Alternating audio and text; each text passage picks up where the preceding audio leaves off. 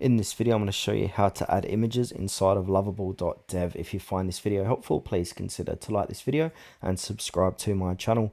In saying that, let's just jump straight into the video. Okay, first step is to open up a web browser and head on over to Lovable.dev. From here, we can log in if you like, but you don't need to if you don't want to. Now, where it says build something, they've got a search box here, or you ask Lovable to create a prototype. So click onto attach, and then from attach, we can go ahead and upload an image. So I'm just going to go into my downloads. Now I'm just going to add this image in here. And now once you add the image, it's going to appear here. So I can just ask it a question, say, what is this? Question mark. Now for this, if you do ask them a question, you're going to have to log in.